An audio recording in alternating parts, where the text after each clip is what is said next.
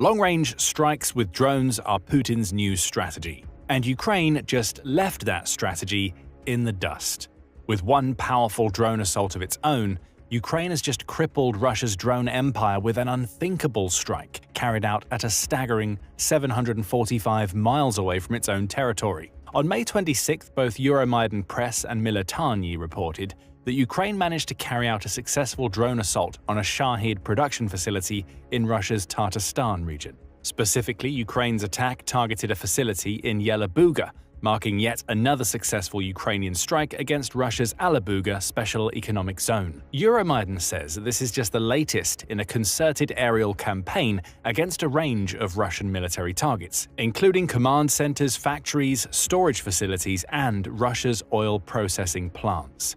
Ukraine has even built special drones for these tasks, many of which are capable of traveling well over 600 miles. In the case of the Tatarstan assault, a Ukrainian drone traveled an enormous 745 miles to touch down on its target. The message Ukraine is sending to Putin is as clear as day. None of your facilities are safe, no matter how deep into Russia they may be. Militarny carries more details about what Ukraine just managed to achieve.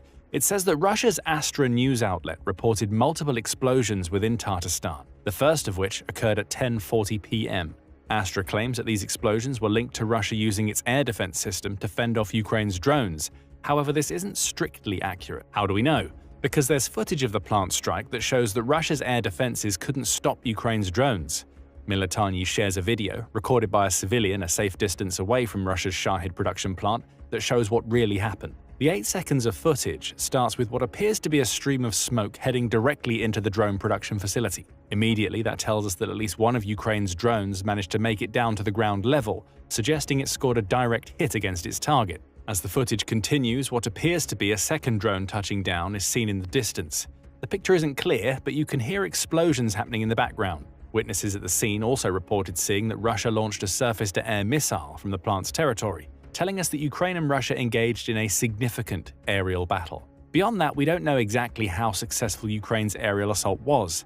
However, there's another clue that it may have achieved far more than Putin wants to admit. Russia has yet to release a statement on the strike. Usually when Ukraine launches drones at Russia, we receive swift statements from the Russian Defense Ministry, claiming that its air defenses successfully shot down however many drones Ukraine sent. Even if damage is caused, the ministry tries to minimize Ukraine's success by saying that the damage was caused by debris that resulted from the destruction of Ukraine's drones, rather than those drones scoring direct hits. This time, we have nothing. Tatarstan's authorities haven't provided any official reports about what happened on the evening of May 26th, with that silence potentially speaking volumes. Russia doesn't even want to report the attack, likely because Ukraine's drones have just devastated a facility that Putin relies upon for his own aerial assaults. And that's not all. According to Militarny, Ukraine's Tatarstan plant strike also forced the closure of the Nizhnekamsk airport. That may seem like irrelevant news at first. Of course, an airport was forced to close when Ukrainian drones were incoming and Russia's air defenses were firing into the sky. However, forcing airport closures has emerged as a key Ukrainian strategy as the war trudges deeper into its 4th year. That's according to the Kyiv Independent, which reported on Ukraine's new approach to hurting Russia on May 22nd. It pointed out that Ukraine has sent hundreds of kamikaze drones all over Russia, many targeting Moscow since the beginning of 2025. Between January 1st and May 20th, those drones have forced Russia to temporarily close various airports a staggering 217 times. We know this is a purposeful strategy because that figure for the first 5 months of 2025 already far surpasses the combined total of airport closures Ukraine caused in 2023 and 24. Novaya Gazeta reports that those 2 years saw Russia being forced to suspend airport operations 58 times in 2023 and 91 times in 2024. If Ukraine keeps up the same rate of airport closures it's achieved so far in 2025, it will force Russia to shut its airports down over 520 times by the end of the year. Don't underestimate the importance of these airport closures. They wreak havoc on Russia. For instance, Ukraine managed to shut Russian airports down 35 times on May 6th and May 7th, forcing delays or cancellations on over 350 flights, which affected 60,000 travelers. Via these attacks, Ukraine's long-term strategy seems to be to force a breakdown in the connectivity between Russia's many far-flung regions. That's according to Ukrainian Defense Army Southern Division spokesperson Serhiy Bratchuk, who told the Kyiv Independent, "Moscow is the biggest aviation hub in the Russian Federation.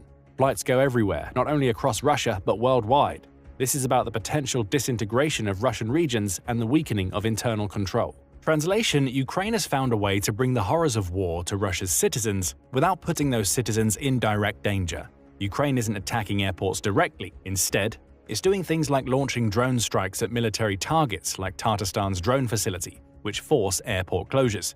It's a 1-2 punch combo. And we just saw Ukraine pull it off again on May 26th. A key Russian drone production facility lies in ruins and an airport was closed, causing internal strife. This is a massive win for Ukraine. It's also a win Ukraine has been trying to pull off for some time, as the May 26th assault isn't the first time that the country has targeted this particular drone production facility. On April 23rd, Ukraine previously targeted the Alabuga Special Economic Zone, where Russia's Shahid drone production facility is located.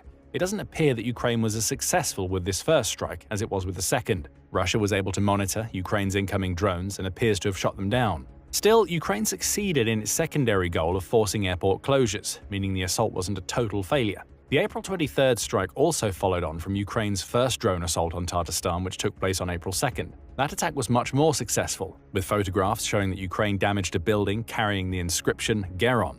Militani says this building was likely a hostel built for the workers at the Alabuga Special Economic Zone, making it a legitimate military target for you. Take out the workers and you destroy Russia's ability to build. By this point, it's clear that Russia's Shahid production facility is a clear target for Ukraine. In the space of 2 months, it sent 3 long-range drone strikes Tatarstan's way, which leaves us asking the obvious question, why? It's all about the Shahid drones Russia is using to attack Ukraine's cities, infrastructure, and soldiers. The specific plant that Ukraine is targeting is one of the main facilities Russia uses to manufacture Iran's Shahid drones. That facility was built back in 2023, not long after Russia managed to secure permission to build Iran's Shahids after having previously purchased the drones from its longtime ally. Back in December 2024, the Kyiv Independent reported that Putin had ordered the ramping up of production at this particular facility. We can see that from the numbers. The outlet says that the Tatarstan factory produced 2,738 Shahid 136 drones in 2023. By the end of 2024, that number had more than doubled, with the factory pumping out 5,760 Shahids during the first 9 months of the year. It's fairly safe to say that the number was likely closer to 7,000 by the time 2025 rolled around. Beyond Shahids Russia can use in its strikes, the facility is also known to produce Gebera drones. These drones are interesting. Made using plywood and foam plastic, Geberas mimic the look and radar signature of Russia's Shahid drones, though they pack none of the firepower. Instead, Putin's forces use these drones as decoys that confuse Ukraine's air defenses. The goal is simple: make Ukraine shoot down the decoys while clearing the way for the real Shahids to strike their targets. The Kyiv Independent reports that Russia planned to produce at least 10,000 of these decoy drones by the end of 2024, which cost 10 times less than its Shahids to manufacture. The Alabuga site has also been growing to keep up with the increased demand for Shahid drones. For instance, satellite images from September 2023 revealed that the site had grown by 55%, along with being equipped with enhanced security features including a fortified perimeter and anti-drone cages. We also know that the facility is home to aerial defense equipment, thanks to the footage captured of the May 26th attack. So the first reason behind Ukraine's strike is simple: taking out the Tatarstan plant causes major issues for Russia's drone production. The second reason for the strike is the specific type of drone the plant produces.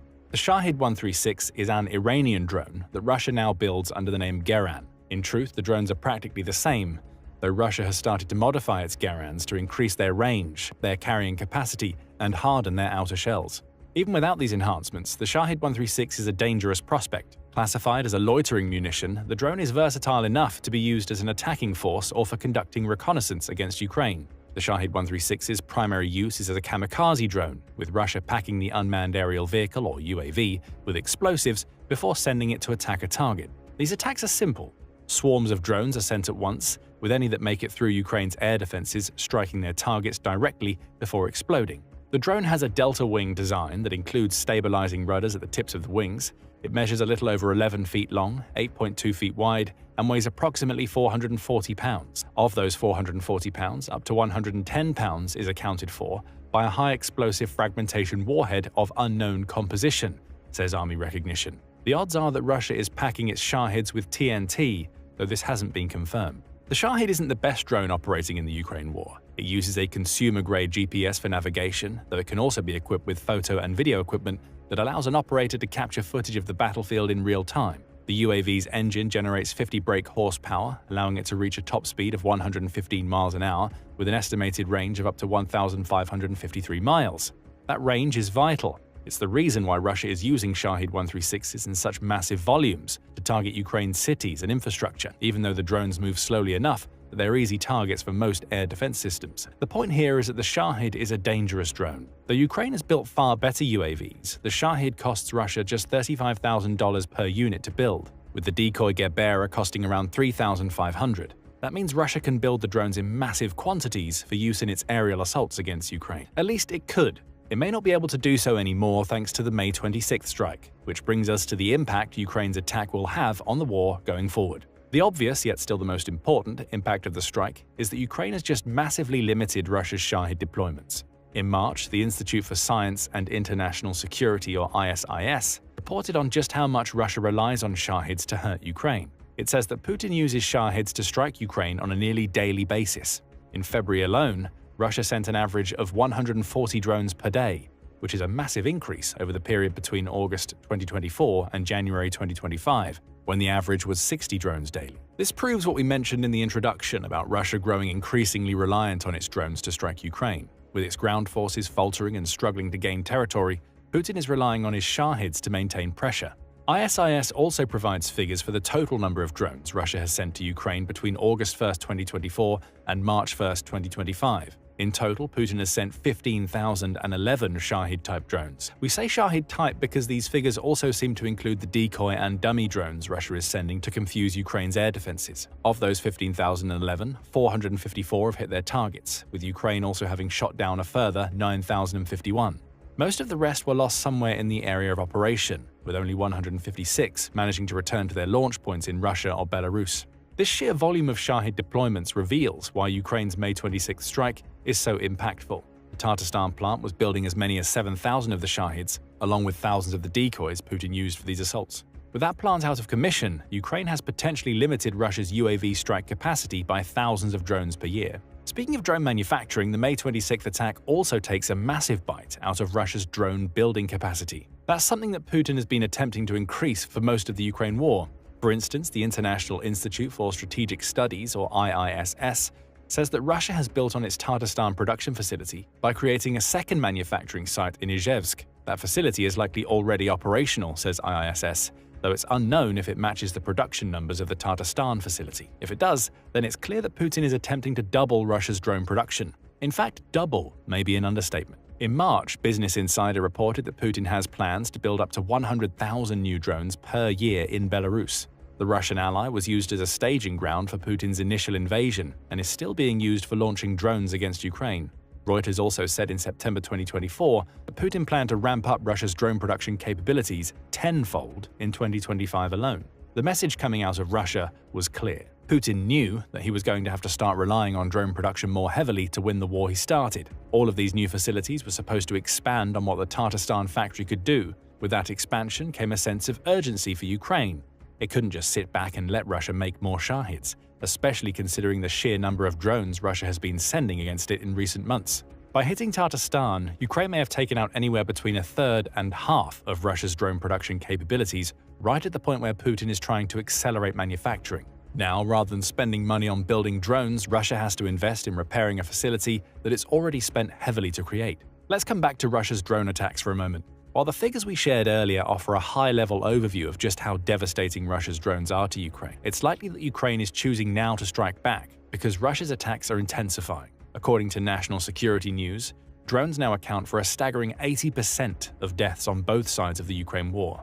Tanks, artillery, and even missiles are no longer as important to Putin as the drones he's trying to build in massive quantities. For Ukraine's soldiers, the destruction of the Tatarstan facility means that they're at least a little safer on the battlefield.